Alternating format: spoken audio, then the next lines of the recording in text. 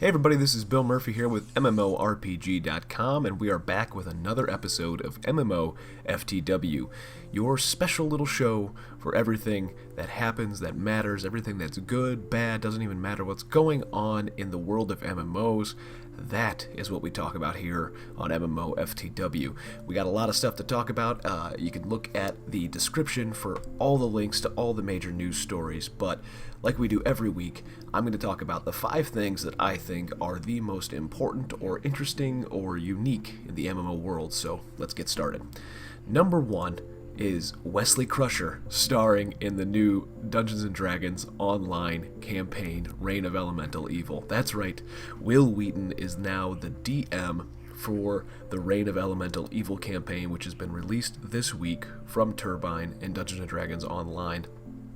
You may have played D&D Online a couple times before, and if that's the case, you'll notice that they tried to give you a real pen and paper format, and sometimes you actually have this narrator that talks over the game and sort of plays the dungeon master for you.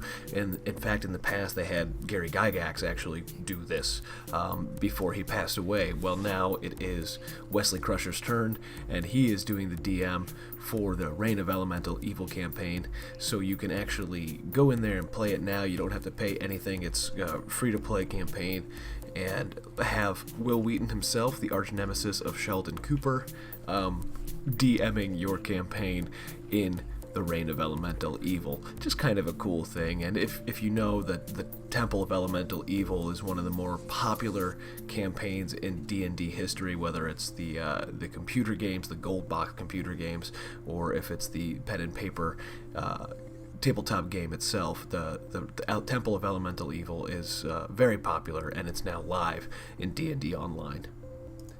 And in some Skyforge news, we got some information this week on just some of the little things that Skyforge is going to be doing to give its Elder Game players something to do.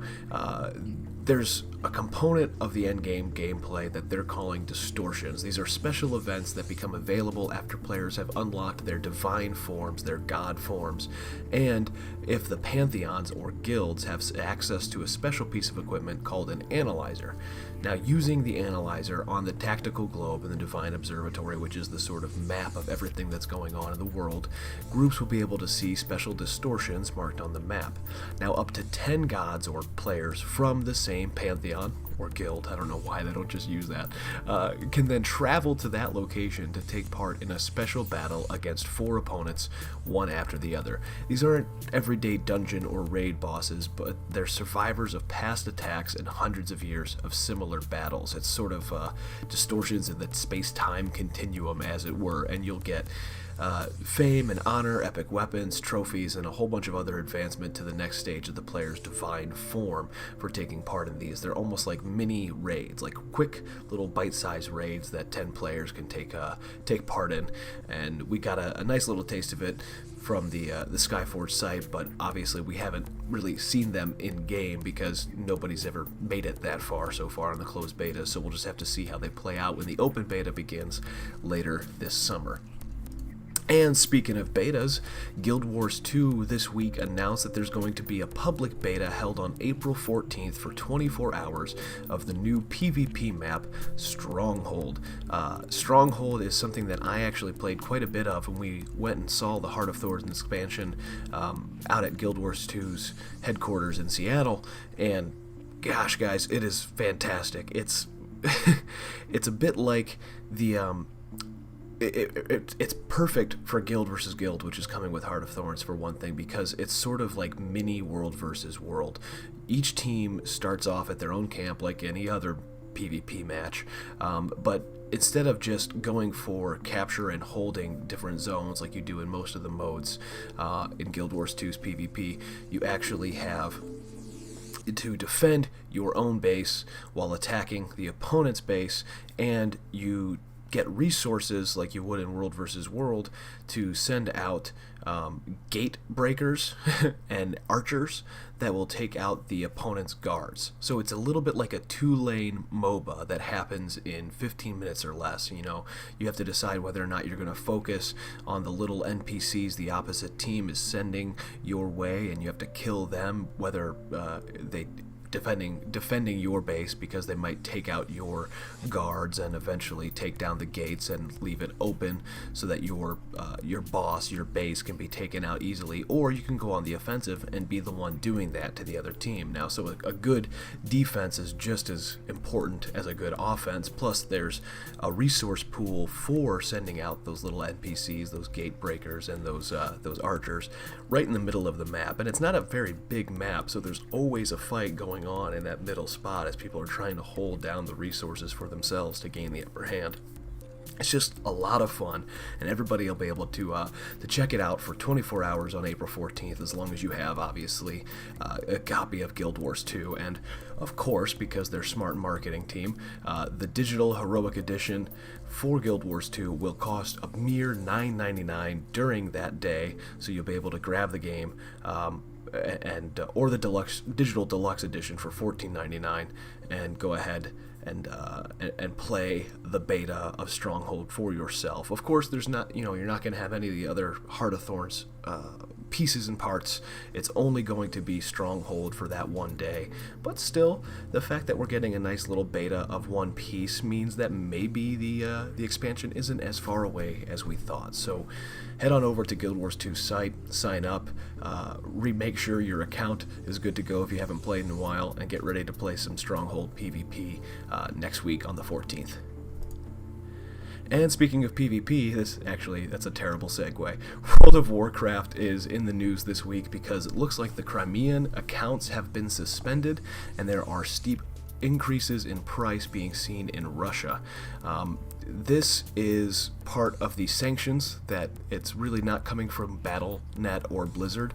These are part of the sanctions that the U.S. is putting on Russia and Crimea to try to help things out, which it's funny when you say help things out, to try to help things out going on between Crimea itself and Russia, and it just doesn't seem like the kind of thing that's going to help those people that are actually caught in between everything.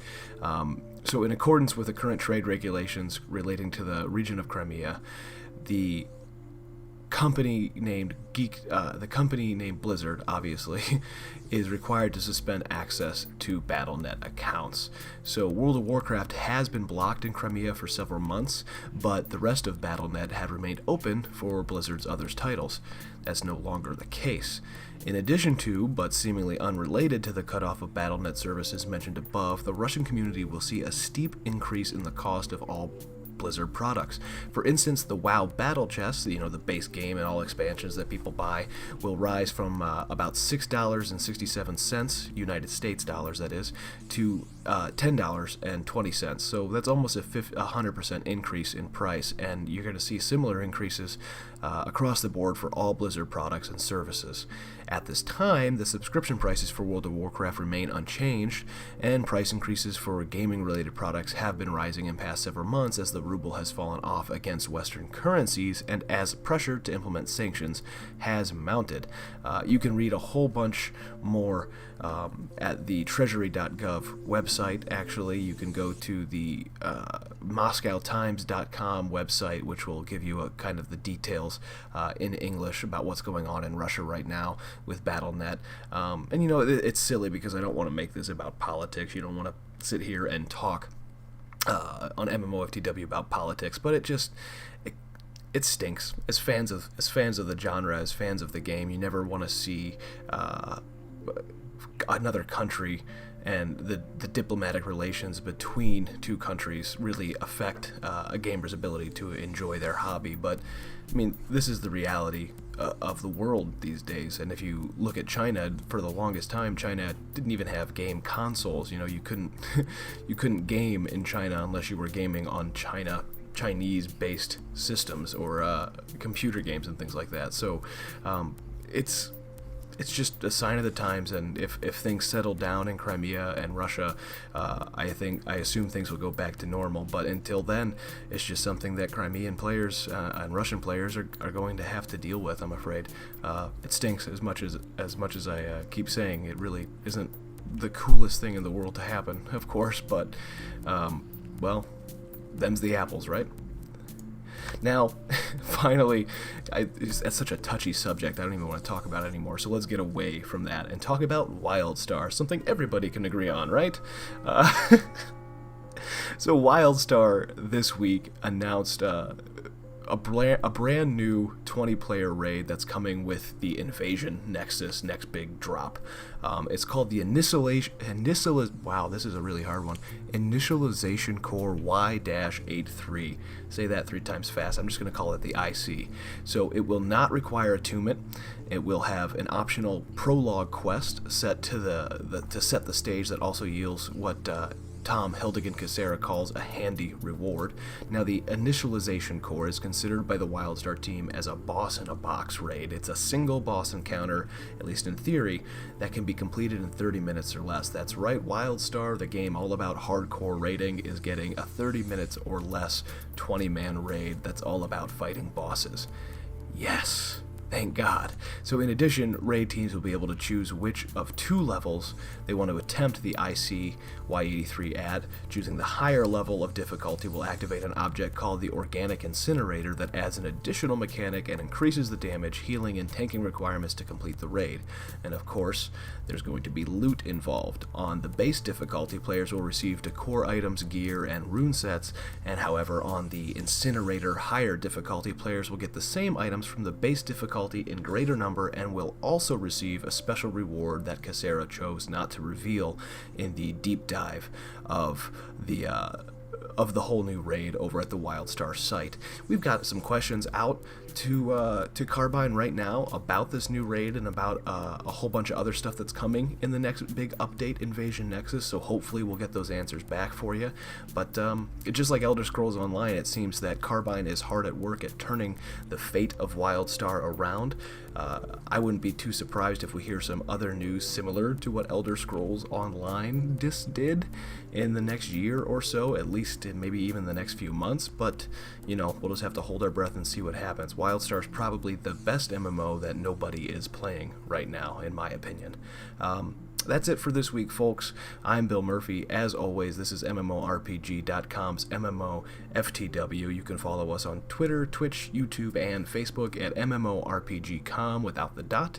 And you can follow me on Twitter at MMORPG.com. No, I'm just kidding. At the Bill Murphy. And, as always, don't let a bad pug get you down.